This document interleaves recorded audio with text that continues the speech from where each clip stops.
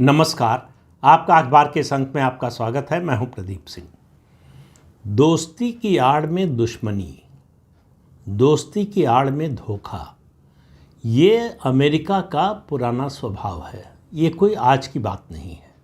शायद इसी स्वभाव को समझते हुए अमेरिका के जो सेक्रेटरी ऑफ स्टेट थे एक समय, हेनरी किसिंजर, और शायद अमेरिका के सबसे शक्तिशाली सेक्रेटरी ऑफ स्टेट हुए हैं, उन्होंने कहा था, वो बात बार बार याद आती है, मैंने पहले भी कहा था, उन्होंने कहा था कि अमेरिका का दुश्मन होना खतरनाक है, लेकिन अमेरिका का दोस्त होना घातक है।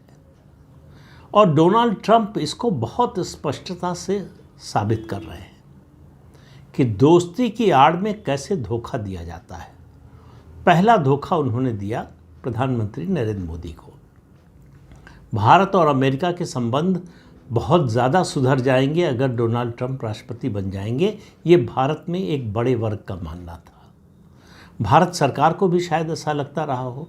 जिस तरह की पर्सनल इक्वेशन, पर्सनल केमिस्ट्री प्रधानमंत्री नरेंद्र मोदी और डोनाल्ड ट्रंप की थी, खासतौर से उनके पहले कार्यकाल में और उनके सत्ता में हटने के बाद भी वो केमिस्ट्री बनी रही, और उनके चुनाव के दौरान भी। उससे लग रहा था कि भारत अमेरिका के संबंध जो बाइडेन के समय उनके राष्ट्रपति रहते हुए ठंडे बस्ते में चले गए थे, उसमें फिर गर्मजोशी आएगी, लेकिन हो उसका ठीक उल्टा रहा है। डोनाल्ड ट्रंप ने धोखा देने की कोशिश की प्रधानमंत्री नरेंद्र मोदी को, लेकिन उन्होंने प्रधानमंत्री नरेंद्र मोदी को अंडर एस्टिमेट किया। उन्होंने जब ऑपरेशन सिंदूर का झूठा श्रेय लेने की कोशिश की तो उनको लगा था कि मोदी चुप रह जाएंगे। उनको कतई बिल्कुल उम्मीद नहीं रही होगी कि प्रधानमंत्री नरेंद्र मोदी और भारत सरकार इस तरह से जवाब देंगे। अब उनके पास एक ही सहारा बचा और वो था पाकिस्तान। पाकिस्तान में भी आसिम मुनीर, जो उनका फील्ड मार्शल है। अब आप देखिए कि एक डेमोक्रेटिक कंट्री, मतलब दुनिया की सबसे बड़ी डेमोक्रेटिक कंट्री होने के बावजूद अमेरिका ने बातचीत के लिए पाकिस्तान के किसी चुने हुए नुमाइंदे को या सरकार को नहीं बुलाया, सरकार के प्रतिनिधि को नहीं बुलाया। एक सेना के अफसर को बुलाया, साथ साथ ISI का भी चीफ गया था। तो आप इससे समझ सकते हैं कि डेमोक्रेसी को लेकर डोनाल्ड ट्रंप के मन में कितना सम्मान है। और जिस तरह से वो लगातार बोल रहे थे और अब भी बोल रहे हैं कि भारत और पाकिस्तान के बीच में युद्ध विराम उन्होंने कराया। पहली बात तो युद्ध विराम हुआ नहीं। दूसरी बात यह है कि उसमें उनकी कोई भूमिका नहीं थी। जो दोनों के बीच में संघर्ष रुका, उसमें डोनाल्ड ट्रंप की या अमेरिका की कोई भूमिका नहीं थी। और ये बात उनके मुंह पर साफ साफ प्रधानमंत्री नरेंद्र मोदी ने जब 35 मिनट की टेलीफोन की बातचीत हुई, इसमें कह दिया। वो फिर धोखा देना चाहते थे प्रधानमंत्री को अमेरिका बुलाकर, उसी समय जिस समय आसिम मुनीर को बुलाया था। प्रधानमंत्री उनके इस धोखे को समझ गए और उन्होंने साफ आने से मना कर दिया। अमेरिका के राष्ट्रपति के बुलावे को भारत के प्रधानमंत्री ने मना कर दिया। ये अपने आप में बहुत बड़ी खबर होनी चाहिए थी दुनिया में और भारत में, लेकिन दुनिया के एक बड़े वर्ग में और भारत में मोदी से नफरत करने वालों की संख्या ऐसी है और संख्या से ज़्यादा उनका प्रभाव ऐसा है कि ये बड़ी खबर नहीं बनी जितनी बड़ी बननी चाहिए थी। पहली बार भारत के किसी प्रधानमंत्री ने दिखाया कि रीढ़ है उसके पास इंदिरा गांधी के बाद। तो इसलिए जो है ये एक खबर, जो इतनी बड़ी खबर जो है, उसको हमारे अपने ही लोगों ने वैसा सम्मान नहीं दिया जैसा मिलना चाहिए था। लेकिन वो अलग मुद्दा है। बात हो रही है डोनाल्ड ट्रंप के धोखे की। तो डोनाल्ड ट्रंप ने प्रधानमंत्री नरेंद्र मोदी और भारत को धोखा दिया। ये जो है इशारा करते रहे, ये साफ साफ कहते रहे कि चीन को रोकने में हमारी कोई मदद कर सकता है तो भारत कर सकता है। प्रधानमंत्री नरेंद्र मोदी की प्रशंसा करते रहे कि दुनिया में उनसे ज़्यादा अच्छा नेगोशिएटर कोई नहीं है, उनसे अच्छा बार्गेनर कोई नहीं है, वो बहुत कड़ाई से बार्गेन करते हैं। ये सब कुछ कहते रहे और भारत के प्रति नरमी दिखाते रहे। जब टैरिफ वॉर का सिलसिला उन्होंने शुरू किया, तब भी भारत के प्रति उन्होंने कोई ऐसा रुख नहीं दिखाया कि बहुत बड़ा कदम उठाने जा रहे हैं, जैसा चीन या कनाडा या दूसरे देशों के खिलाफ दिखाया। तब भी भारत के लोगों को, भारत सरकार को उम्मीद थी कि ट्रंप धीरे धीरे रास्ते पर आएंगे, पटरी पर आएंगे। लेकिन ट्रंप को ना आना था ना आ रहे। ट्रंप इस समय समझिए बहुत सी समस्याओं से घिरे हुए, उसमें से निकलने का रास्ता तलाश रहे। तो उन्होंने मोदी को धोखा दिया। अब दूसरे नंबर पर इजराइल के प्रधानमंत्री बेंजामिन नेतन्याहू है। कोई आश्चर्य नहीं है कि आने वाले दिनों में वो नेतन्याहू को भी धोखा दें। उन्होंने पहले, जब इजराइल और ईरान के बीच में तकरार शुरू हुई थी, युद्ध शुरू नहीं हुआ था, तब भी कहा था ईरान को 60 दिन का समय दे रहे हैं। नेगोशिएटिंग टेबल पर आए और अपने परमाणु कार्यक्रम को पूरी तरह से स्थगित कर दे, रोक दे। 60 दिन का उन्होंने समय दिया। उसके बाद जो है इजराइल ने ईरान पर हमला शुरू किया। तो इजराइल को मालूम था कि एक दिन ये ऐसी नौबत आने वाली है, और ईरान को भी मालूम था कि एक दिन ये लड़ाई लड़नी है। और वो तो खुलेआम कहता रहा है, डेथ टू इजराइल और डेथ टू अमेरिका। और ईरान के लोगों का मानना है कि इजराइल को, यानी यहूदियों को, इस धरती पर रहने का, जीने का अधिकार ही नहीं है। इसीलिए इजराइल बार बार कह रहा है कि हमारे लिए ये एग्जिस्टेंस का सवाल है। अगर ईरान परमाणु हथियार बना लेगा तो इजराइल का अस्तित्व खतरे में पड़ जाएगा। इसलिए उसके परमाणु कार्यक्रम को रोकना या नष्ट करना ज़रूरी है। अमेरिका और ट्रंप ने ये लगातार ये संकेत दिया कि वो इजराइल के साथ हैं, हालांकि अब भी साथ हैं। लेकिन एक चैनल और खुल गया है, वो ईरान ने खोल लिया है। ईरान के विदेश मंत्री इस समय जेनेवा में हैं। वहाँ पर फ्रांस, ब्रिटेन और जर्मनी के विदेश मंत्रियों से बातचीत हो रही है और उनके परमाणु कार्यक्रम पर हो रही है। ट्रंप ने इससे पहले धमकी दी ईरान को कि पूरी तरह से सरेंडर करो। सरेंडर का मतलब है कि अपना परमाणु कार्यक्रम खत्म कर दो, बंद कर दो। ईरान ने कहा कि बिल्कुल नहीं होगा, किसी हालत में सरेंडर नहीं करेंगे। अब ये मामला केवल इजराइल और ईरान या ईरान और अमेरिका के बीच का नहीं है। ये ईरान के लिए प्रतिष्ठा की लड़ाई है, ईरान के लिए भी नहीं है। ये शिया संप्रदाय के लिए प्रतिष्ठा की लड़ाई है। और शिया संप्रदाय के मजहबी गुरु हैं अयातुल्ला खुमैनी। ये जो अयातुल्ला अली खामेनी हैं, ये दरअसल उनके स्पिरिचुअल लीडर हैं। और सुन्नी और शिया संप्रदाय की बात करें तो शिया संप्रदाय के पास ऐसा नेता है जिसकी अपील पूरी दुनिया में है। 8 करोड़ करीब शिया हैं ईरान में, और पूरी दुनिया के शिया संप्रदाय की गिनती कर लें तो लगभग 20 करोड़ हैं। अयातुल्ला अली खामेनी की हैसियत ऐसी है कि अगर वो कॉल दें, अगर लोगों से अपील करें, अमेरिका अगर जो है ग्राउंड वॉर शुरू करता है कि आइए और लड़िए ईरान की तरफ से, तो बहुत से लोग, लाखों लोग हो सकता है ईरान पहुंच जाएं ईरान की तरफ से लड़ने के लिए। तो ये लड़ाई धीरे धीरे, मतलब कई स्तर पर चल रही है। इसके कई आयाम हैं। एक तरफ इजराइल और ईरान की लड़ाई दिखाई देती है, एक तरफ अमेरिका और ईरान की लड़ाई दिखाई देती है, एक तरफ जो है ईरान के बहाने रूस को कमज़ोर करने की लड़ाई दिखाई देती है। लेकिन अंदर अंदर, इसके अंदर जो है इस्लाम की अंदरूनी लड़ाई भी चल रही है। आप देखिए, ईरान पर हमला हुआ, उसके वैज्ञानिक मारे गए, उसके सेना प्रमुख मारे गए, बहुत से सैनिक अधिकारी मारे गए, उसके जो परमाणु संयंत्र हैं उन पर हमला हुआ। ये सब हो रहा है, लगातार हमला कर रहा है इजराइल ईरान पर, और ईरान भी पलटकर जो है इजराइल पर हमला कर रहा है। तो इजराइल जो कर रहा है उसका लक्ष्य बड़ा स्पष्ट है कि उसको किसी भी हालत में ईरान को परमाणु हथियार संपन्न देश नहीं बनने देना है। लेकिन ईरान जो हमला कर रहा है, इजराइल के अस्पताल पर कर रहा है, रिहायशी इलाकों में कर रहा है, उनके सिविलियंस पर कर रहा है, तो उसका लक्ष्य क्या है? उसका लक्ष्य है इजराइल को समाप्त करना।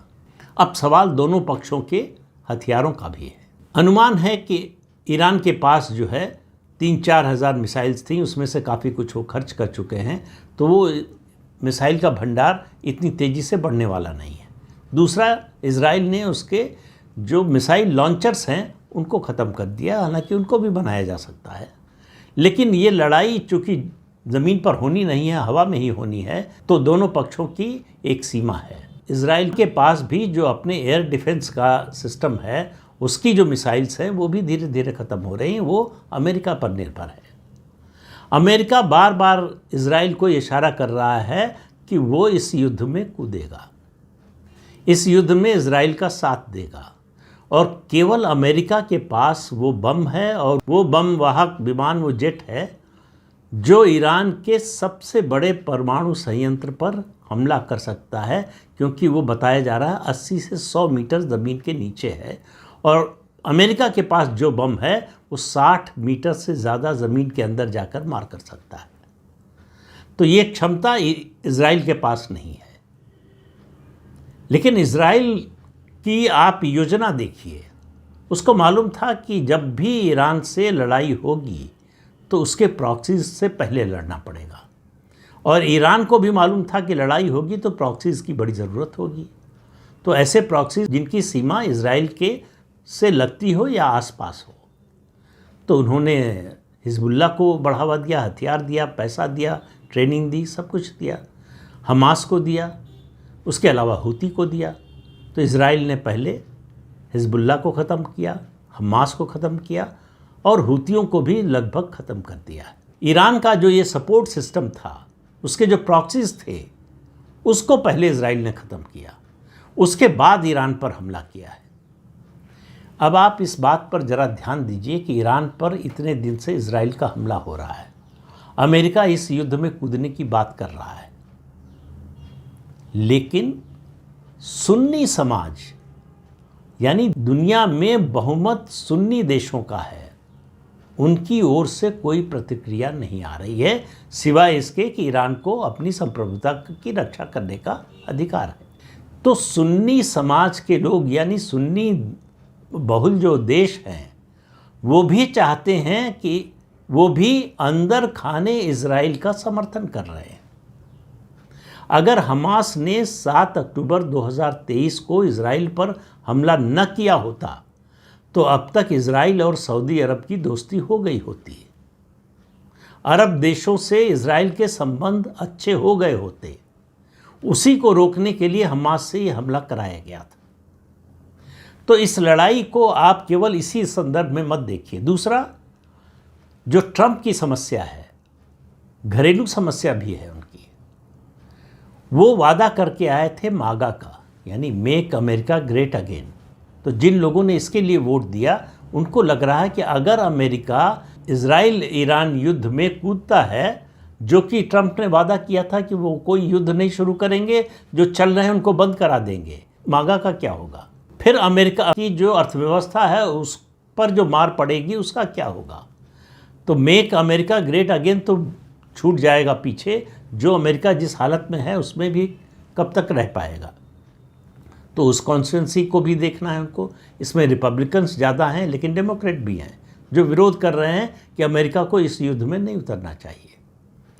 फिर यूरोपियन देश हैं जो नहीं चाहते कि अमेरिका इस युद्ध में उतरे। जब G7 की बैठक में ये प्रस्ताव रखा गया था कि अमेरिका इस युद्ध में न उतरे, तो उस पर अमेरिका ने, ट्रंप ने दस्तखत नहीं किया। तो एक दबाव तो ट्रंप पर यह है, अपने अंदरूनी जो संकट हैं उनका। उसके अलावा उसको अपनी चौधराहट भी साबित करनी है।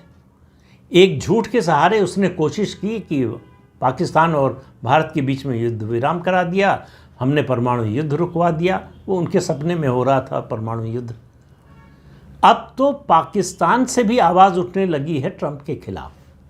आसिम मुनीर के लंच के बाद पाकिस्तान के एक मंत्री का ये कहना कि जब ये ऑपरेशन सिंदूर भारत की ओर से चल रहा था, भारत ने जब हमला किया, उसके बाद सऊदी अरब के प्रिंस का फ़ोन आया उनके पास और कहा कि अगर आप लोग युद्ध रोकना चाहते हैं, इसके लिए तैयार हों, तो मैं भारत के विदेश मंत्री एस जयशंकर से बात करूं।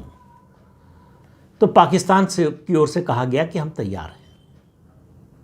तो पाकिस्तान ये कहने की कोशिश कर रहा है कि जो भी रोकने में मदद की सऊदी अरब ने की, और इसके साथ ही पाकिस्तान के मंत्री ने कहा कि डोनाल्ड ट्रंप 13 बार ये बात कहें कि उन्होंने युद्ध विराम करवाया या 131 बार कहें, कोई फर्क नहीं पड़ता उससे। ये है अमेरिका के राष्ट्रपति की हैसियत।